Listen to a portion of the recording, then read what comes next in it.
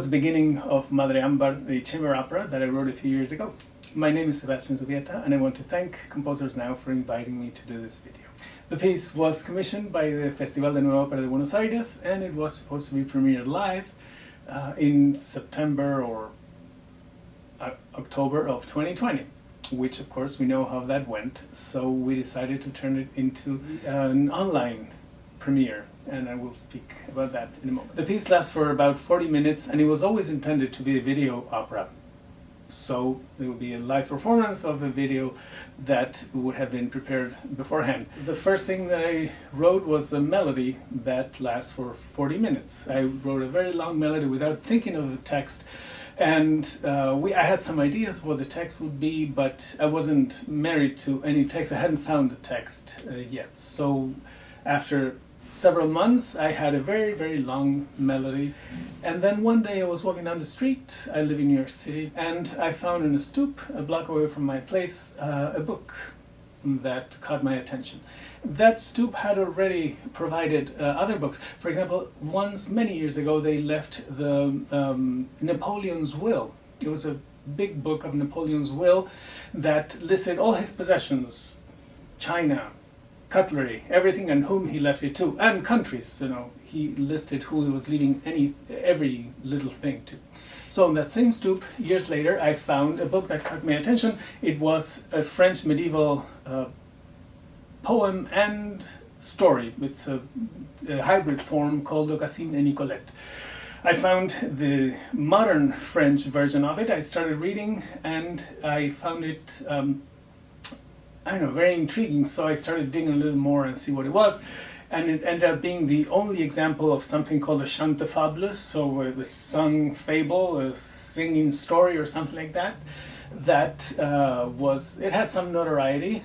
People have done some studies on it, and so I was looking at it more, and I learned that it was written in Languedoil, one of the two, well, that's what we say now, one of the two medieval versions of French, the other one being the Languedoc, and I started looking, and I found the original text. You can see a little bit of the manuscript here on screen. So the story of this little novel is a princess story. There's a prince who is in love with a princess, but for some reason his father keeps her locked up in a tower. The usual thing, he says, if I'm not with her, I'm going to die, and then he cuts a deal with his father, says, okay, these other people are attacking us. If I go and I stop them, will you let me marry her? And the father says, yes, he does, but then he doesn't. So she escapes, she escapes, he goes after her. There's a shipwreck because they get on a boat. There's a shipwreck. It ends up being that she was the princess of Carthage. In the end, of course, they get together and everybody's happy.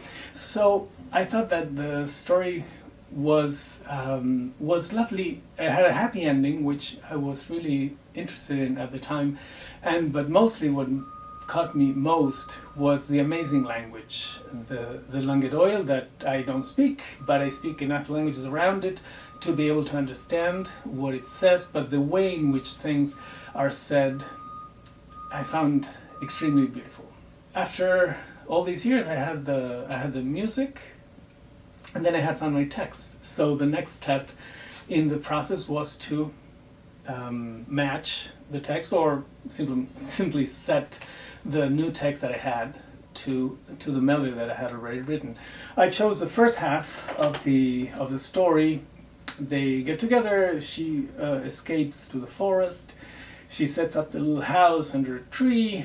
He finds her. They get on a horse and they go to the beach. And he says, "I don't care where we go. I don't know what the future will bring. Que se joue," as he says. And but it doesn't matter as long as we're together. That's when they leave. That's when my version of it stops. Then I had to decide the number of voices. From the beginning, I knew that this melody would be sung in unison. There's 2 or 3 moments of polyphony in the whole piece. I knew that it was going to be sung in unison. I didn't look at ranges, but my idea from the beginning for the vocal part was that a voice would come in, a voice side where a singer would come in and go to the end of the register, and then somebody else would pick it up, and then back and forth. It ended up being soprano heavy. Mid-soprano, there's a higher voice, there's an alto, and a baritone. So looking for the instruments, I found that the range of the melody was very similar to the range of the viola, so the viola was in. I knew I wanted a harp, because you can always have a harp, and I added a vibraphone. I really can't remember why.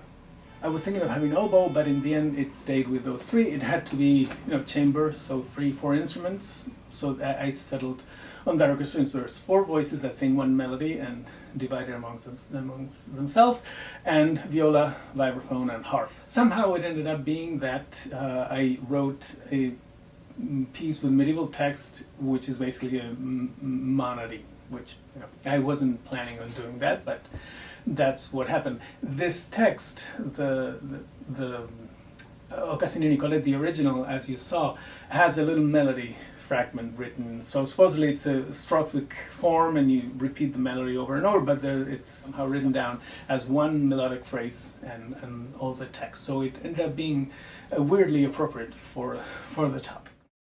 Then, of course, there was the issue of production. We decided early on to turn this into an online premiere, as happened to all of us in 2020 at the beginning of the pandemic.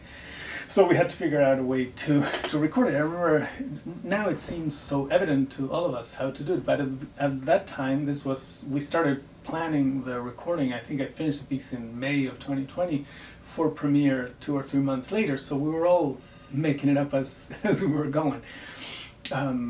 A bunch of musicians were in New York, but of course we couldn't be together. One of the singers was in Australia, the harpist was in Pittsburgh, so there was all this. So the solution that we found for this, and I think it was appropriate for my music, because it's very metered. There's a meter that goes through it. It changes, but there's always a pulse. So it's a music that responds well to a metronome. So what I did was sent a metronome first to the viola, who plays all the time, and then the violist recorded the whole melody, and then I sent chunks to each one of the singers that would record it with, the audio file had the click on one side and the viola on the other side, and they would sing on top of that. Everybody sent me their recordings, and we put it together. I put it together like that, and then I sent it to an audio engineer to make it sound better than what I could do.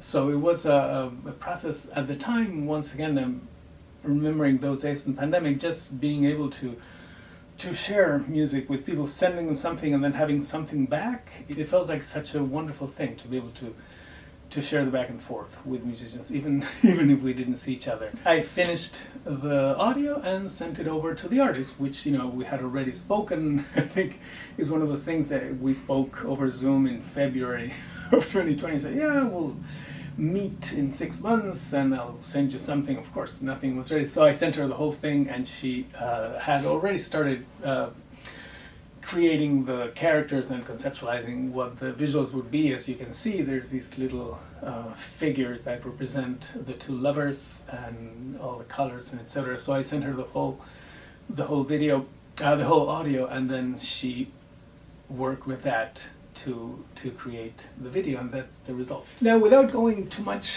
into analysis of the piece, it's irrelevant in this context. There were a few things about the text that caught me. So the first thing was, of course, the sound of the language was beautiful. There's rhymes in each. So the poetic part, the verse part of it, is structured in long stanzas of 10, 15, 20 lines that they all end up with the same rhyme, and that's interspersed with prose sections that tell more or less the same story. I only chose the verse sections, most of them. Anyway, there are moments in which characters speak, 4 of them actually. So Ocasin and Nicolette, both of them say, "Oh, I miss you so much, what am I going to do?" and vice versa. There's a moment in which a guard speaks and somebody else. So there's a few moments in which the characters speak in the first person. The rest of the time it's a narrator. So the one thing that I did, the one following of the text that I did is that each time a character speaks in the first person and says something, I use the same music every time. So there's only one aria in the whole piece.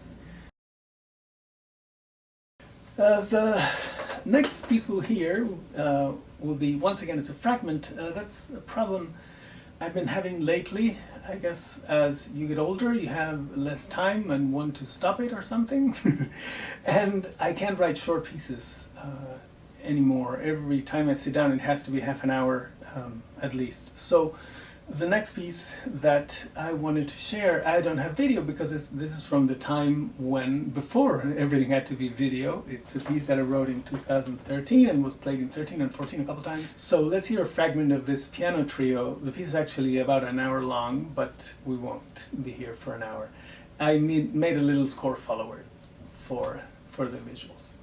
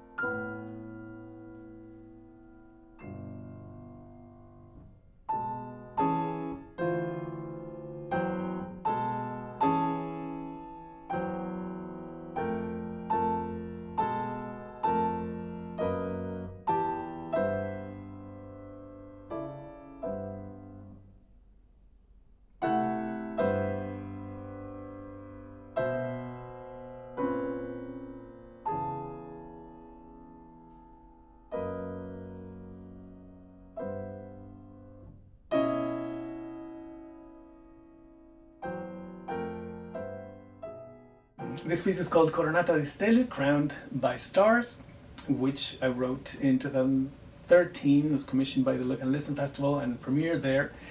I am always collecting titles. First, I have 4 or 5 titles that don't have pieces yet. I go around every time I read or I hear something that I find intriguing or that I like poetically, I write it down and it comes a title for a piece that may come. So there's a bunch of those that come from different places. And this piano trio, based on the poetry of Petrarca and also based a little bit or with visits by Palestrina. Palestrina, as you know, wrote very little secular music. One of the collections that he wrote, one of the pieces that he wrote is actually this madrigal, based on Petrarca's last poem of the Canzonere. So Petrarca, Palestrina shows up from time to time in this piano trio. I chose my favorite chords. Palestrina does make appearances here and there as quotes from the madrigals that have the text on which that inspired the piece. There's a few words in the poem that are capitalized. That it's hard to tell why. Maybe there's studies about it, but I didn't bother to look them up. In any case, I took those capitalized words that appear frequently in the poem. Of course, throughout the Canzoniere, every time he says Laura or anything that's similar to Laura, the name of his beloved who dies in between, every time Laura or the air, Laura, those are capitalized to express her importance. But in this case, there's other words that come in and out of focus. And I took that as an excuse to bring the music of Palestrina into my own piece. So when there's something written in, there's a capital letter, I would go to that moment in the madrigals and bring that as a quote in the piece, sometimes alone, sometimes with other things happening at the same time.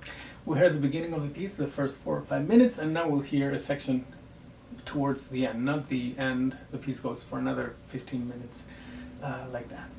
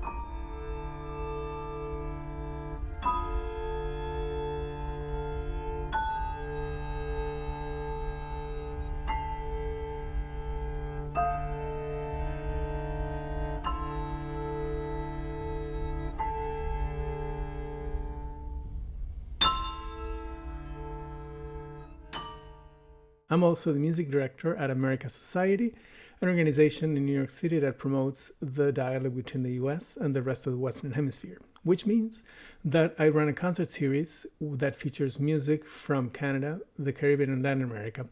I've been doing it for almost 20 years, and the series has been going on since 1965.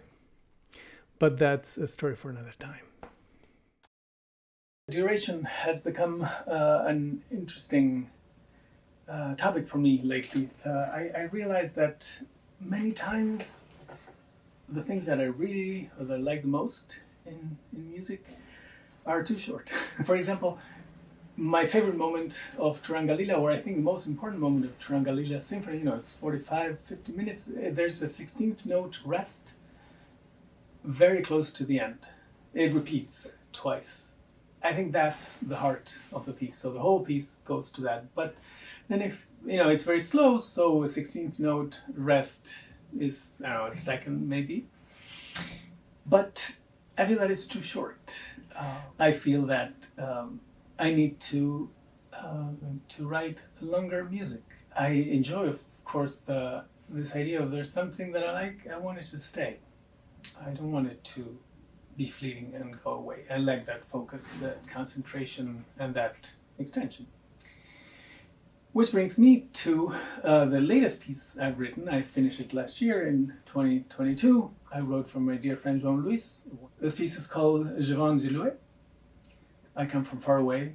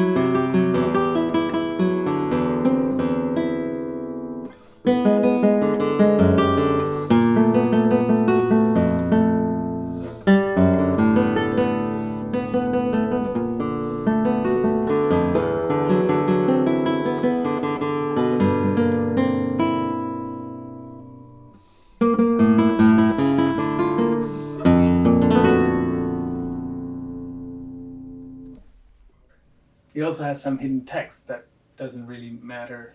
I wanted a piece that, as you can see at the beginning, a piece that flows, that is very. So once again, I selected a bunch of chords, but a piece that